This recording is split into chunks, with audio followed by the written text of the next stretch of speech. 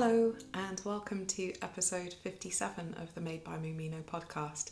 My name is Catherine and this is a mostly knitting podcast, although I do occasionally talk about spinning and weaving. But today is all about knitting and some irresponsible purchases. So a very warm welcome to you if you're new here and a huge welcome back if you've been here before.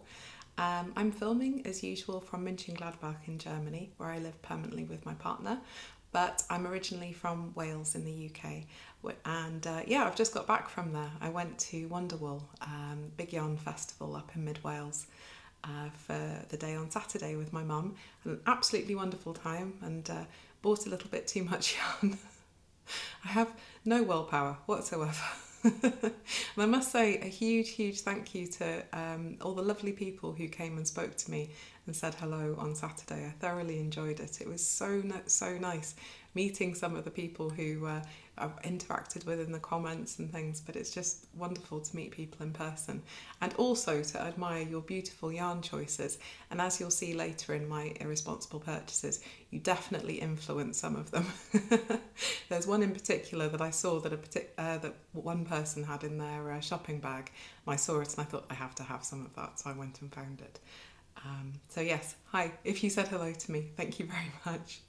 I also have to remind everyone that the closing date for the cable mal is on the 30th of April, and then I'll be doing the draw and announcing the winners in the next episode.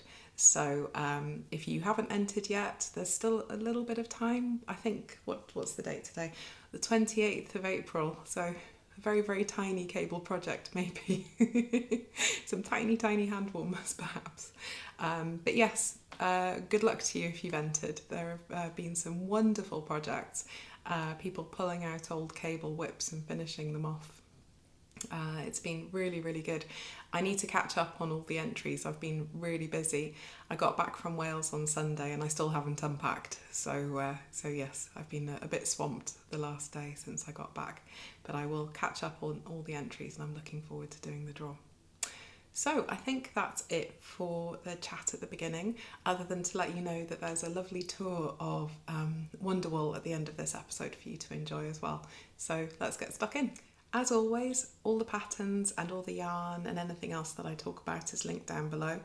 But do feel free to comment or message me if I've missed something, because occasionally I do make a little mistake. My poor befuddled little brain sometimes mixes links and things up, so do shout if I've made a mistake or you have a question about one of the patterns or something. You can also find me on Instagram as Mumino, on Ko-fi as Made by Mumino, and on Ravelry as Made by Mumino, where I also have a Ravelry group as well for any mals that are going on.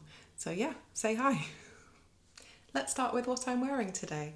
This is the Yakkers from Isabel Kramer, and I initially knit the 6th size, I think, but then when I finished about half of the body, I wasn't happy with the fit, so I ripped it out and cast on for the 5th size instead. It's a size inclusive pattern. It comes in 9 sizes up to, I have it here, 63 inches or 157.5 centimetres. And yeah, so I ended up knitting the 5th size. I knit it to pattern on the recommended 3.5mm needles, which is a US 4. But the only thing I did change was in the original pattern, there's a garter hem. And I wasn't too happy with that. I'm not sure if it was the yarn I used or the tension or whatever, but it just kept flipping up even after I blocked it. So I ripped that out and put in a normal, I think, what did I do? Looks like a 2x2 rib at the bottom. So yeah, I'm really happy with this. I don't wear it that often. It's knit up in Bahram U Titus, which I think it was discontinued. I'll look it up, but I'm pretty sure that Bahram U went through a bit of a hiatus before being re-released a couple of years ago. I've started seeing it in the shops again, and I'll look it up, but I'm pretty sure this same blend is now called Eden, but I'll put it in the notes down below. It's got a lot of alpaca in it, and I have a slight intolerance to some alpaca, so as you can see, I'm wearing it over a little linen t-shirt. But I never remember to wear this jumper, and I don't know why, because it's really pretty. To be honest, I think it would make a really nice t-shirt as well. So yeah, you never know, maybe I'll re-knit it one day. I didn't actually buy this yarn. My mum bought this yarn, and then when she was starting to cast something on, she was holding it up to her skin. It did not suit her skin tone at all. So yeah, I nabbed it. Yeah, she's a very useful source of yarn sometimes. But yeah, there's nothing else to say about this really. It's just a very pretty jumper. Isabel Kramer's patterns, if you haven't ever knit one, are incredibly well written. They're very clear, yeah, really nicely explained. They're usually available in several languages. She is German, so most of the patterns are available in German and in English, and they tend to be pretty size inclusive as well. I do like her patterns. I've knit quite a few of them. In fact, one of my favourite patterns is the Jaden, which is, I suppose, a men's jumper, but I've knit one for my partner, and I would definitely knit another one. It's a lovely pattern. I think I've mentioned it a few times before, to be honest. But yes, this is a really pretty jumper, and I'm going to enjoy wearing it because the weather is slowly getting warmer, and I think there won't be many more opportunities to wear a fluffier jumper. I have a finished object to show you today. I have a finished pair of socks, and here they are. They haven't been blocked yet, but I'm just putting them on the sock blockers to show you. They're so cute, aren't they? This is such lovely springtime yarn. This is an indie dyed superwash sock yarn from Spin Godden, who's a lovely independent dyer in the Netherlands, and I believe this colourway is called Rose Garden. And I picked this up a year or so ago in a yarn festival, and was looking forward to casting on some spring socks with them. And yeah, they look really nice, don't they? I'm really happy with them. I do love a ribbed sock. I don't think you can go wrong. Such a nice fit when you do a ribbed sock. I don't use a pattern per se, so whenever I talk about socks, I always link a nice beginner-friendly pattern down below that's free to download that I like. But to adapt them for a 2x2 rib, I start with a 2x2 rib, go all the way down the leg, do my normal heel flap and gusset, and then continue the rib but just on the top. I'm not sure how it would feel to have it ribbed underneath as well. I'm not sure how comfortable it would be. So yeah, I just continue that rib along the top to get a nice snug fit. And that little pink toe as well, they're adorable. I have an EU 39 or a UK 6 foot, and I tend to do between 55 and 60 rows for the foot, and usually about 70 rows for the leg, although I do love a striped sock as well, because then I don't have to count the rows. I usually do 5 rows per stripe, and then you can just count the stripes. It's so much easier. But yeah, I'm really happy with those, and once I finish this I will weave my ends in. There's lots of, that one's okay, but yeah, this one here has still got lots of ends in it, and I will give them a little bath and give them a little block. But yes, I have a finished object. Yay! I think it's been a few weeks since I've had a finished object to show you, so yay, go me, winning at life. The next object to show you, I've made a little bit of progress on it since you've last seen it. This is the Low Tide by Unwind Knitwear, and I'm almost ready to split for sleeves. Where's the back? I think that's the back. I wish that I'd had time to split for sleeves before showing it to you, because it would have been so much easier. Right, I'll stop waving this around and actually show it to you properly. This is an all over cable and lace jumper. I'll put a little picture up here. And it is gorgeous. As you can see, I've been putting lifelines in throughout. As I mentioned on the last episode, this little hole in your interchangeable needles is great for doing that. You can just thread a little bit of, I use crochet thread in a very different colour to the colour I'm working in, so it's nice and obvious. If you're using a lifeline, I definitely recommend using the thinnest yarn or floss that you can manage. Embroidery floss is really, really good for that job as well. But anyway, this is gorgeous. It's taking quite a lot of concentration, because as you can see, it's quite complicated. There are a lot of short rows because it's a saddle shoulder construction, so you start off by casting on, and then you start building out the shoulders using short rows, and then you start doing the back and the front in with it. But you're also doing this sort of cable pattern in the lace at the same time. I love this kind of process knitting. I just get such a kick out of it, but it's difficult to find peace and quiet sort of time to do it, because when my partner is here, he can't sit in silence whilst I'm knitting. It's not fair.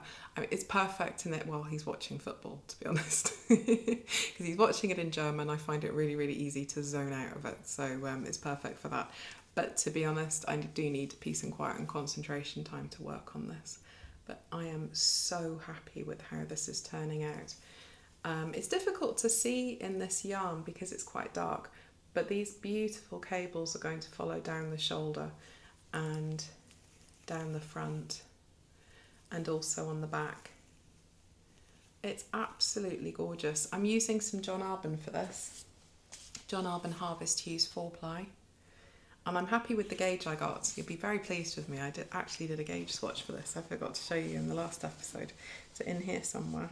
Yeah, here it is. It's coming out a little bit smaller than the recommended gauge.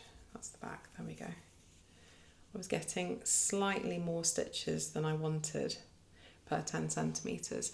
So I've gone up a size. I'm doing the 6th size instead of the 5th size. And it should be okay. Once I split for sleeves, I'll do a little try on and make sure that I'm happy with it. I might even do a try on now actually, just to make sure it's coming down far enough on the yoke, because I wasn't quite getting the row gauge either. But as you can see, that's making a really pretty fabric. I'm really happy with it.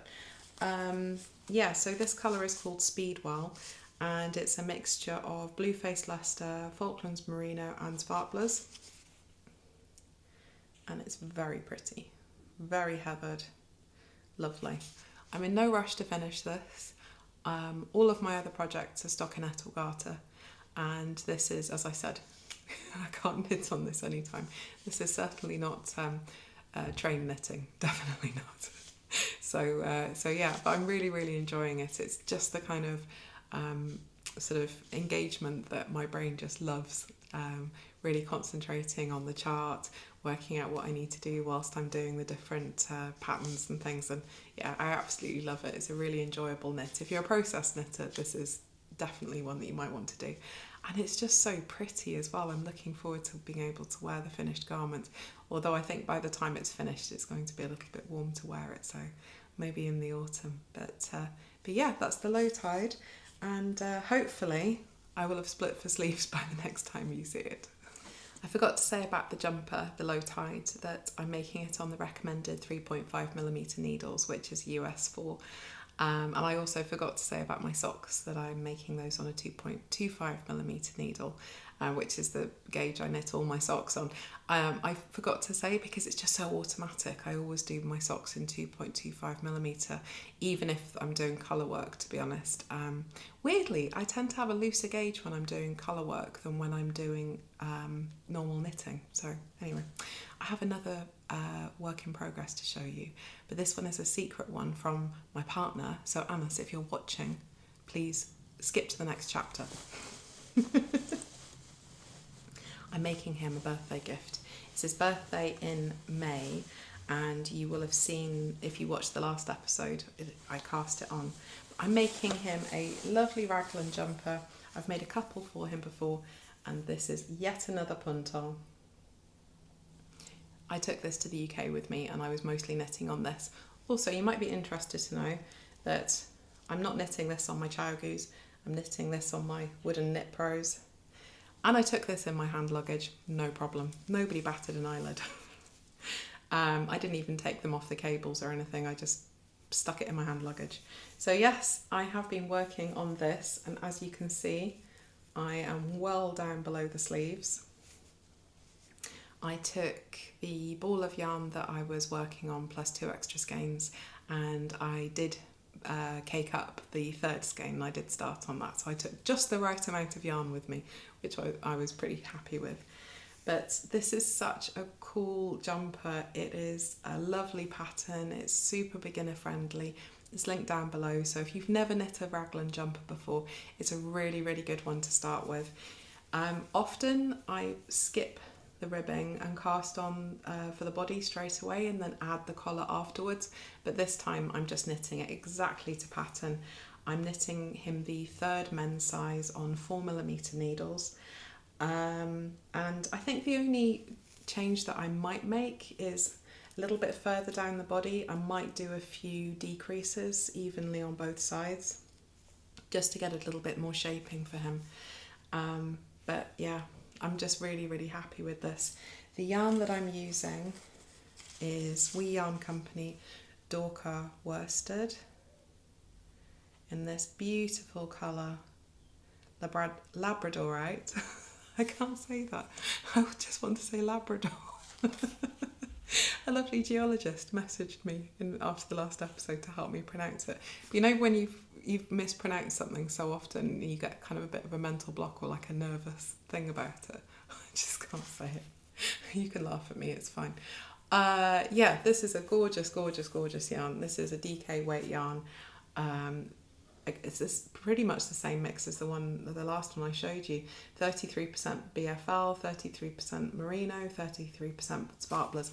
I'm pretty sure that this is one of the John Arbon bases that Ross at the WIP Yarn Company brought into his range and dyed up himself. But it's just so gorgeous. And when it's knit up, you're getting this beautiful variegated effect.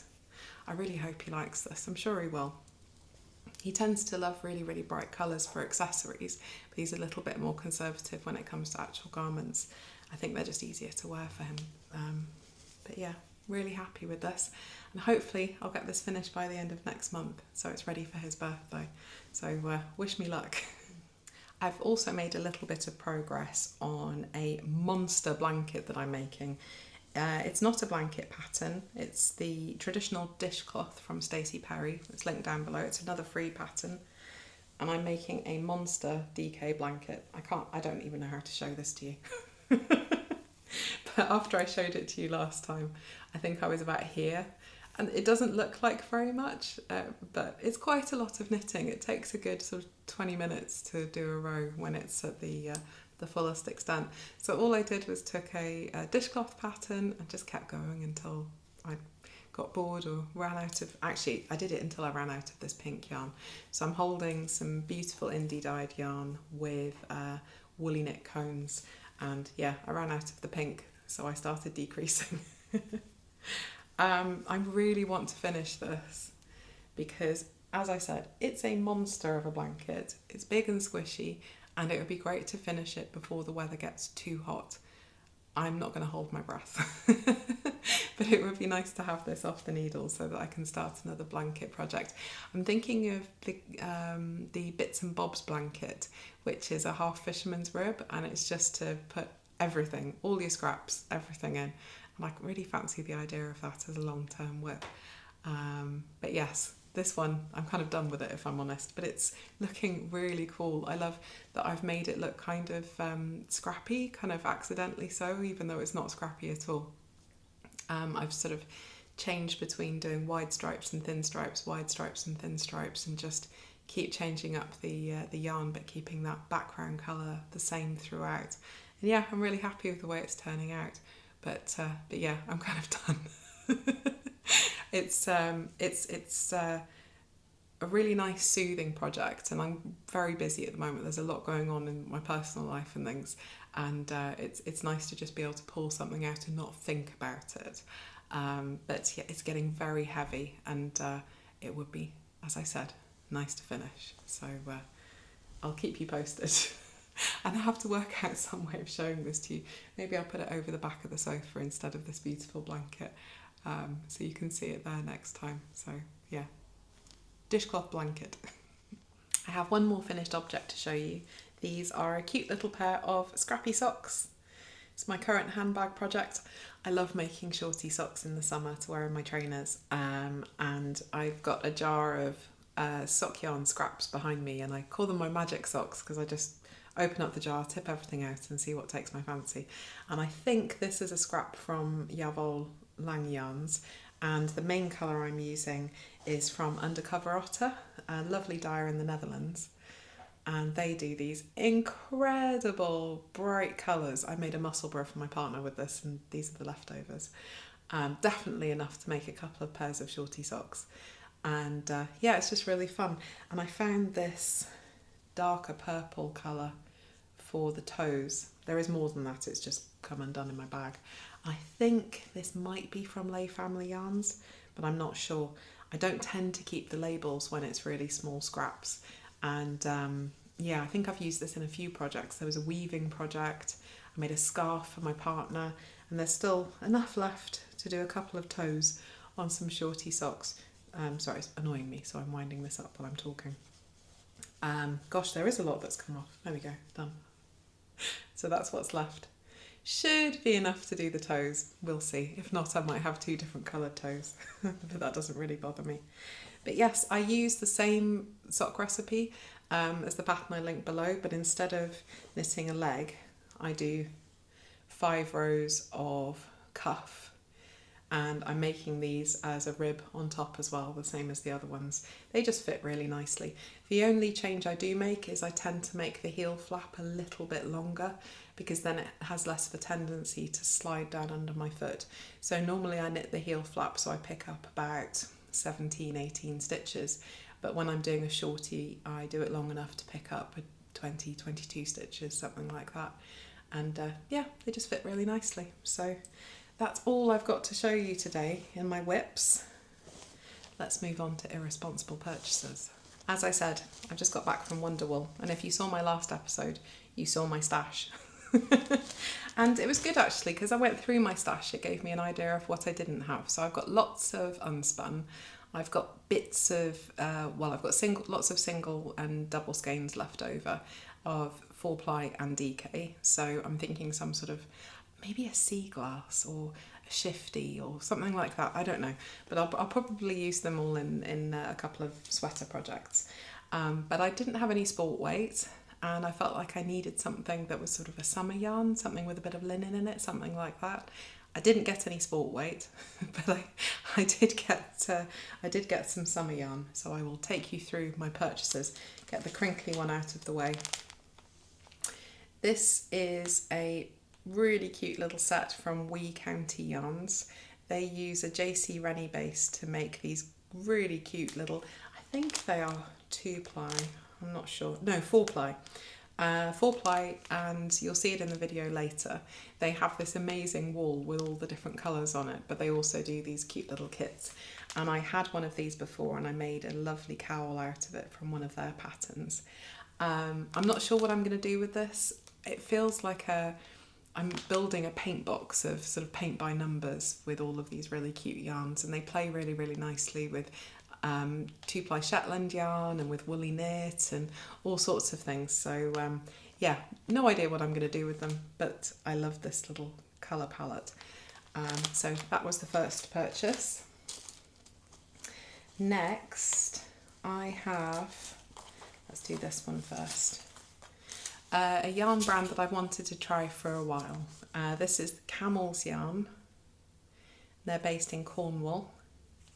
And I've been on the lookout for a dusty pink floofy floof mohair, or this is alpaca, to go with some of the Nutiden that you will have seen in my last episode. I don't know if this is going to be a perfect colour match, but I just love this colour, this dusty rose sort of colour. Oh, I just absolutely adore it. And I saw this and I thought this has to come home with me. So I've got 3 skeins of this. It is 65% baby alpaca, 35% mulberry silk, and you get 50 grams, 400 meters per skein. And it's just so gorgeous, and it's very soft. It still feels a little bit prickly to me with the alpaca, but I'm intending to make a sort of a winter weight jumper with it, so I'll definitely be wearing things underneath it, so it doesn't really worry me at all. But yeah, such a gorgeous colour. 3 skeins of that. The next thing that I picked up was from a company that I saw last year, but I'd already bought loads of yarn, so I didn't pick up anything. This is a company called The Knitting Shed, and they do a beautiful linen mix yarn. They call it flax, and this colourway is called Fool's Gold, and for every 100 grams you get 366 metres. And it's just got this beautiful heathering in it from the linen. I am such a sucker for that. Ah, oh, love it. And it's 90% superwash merino, 10% linen. And I imagine I'll make some sort of summer weight t-shirt or something with this. I'm not sure yet, but yeah, absolutely gorgeous and very soft. The next thing to show you is really, really, really special. So I have to give a huge shout out to Helen of Nellie and Eve.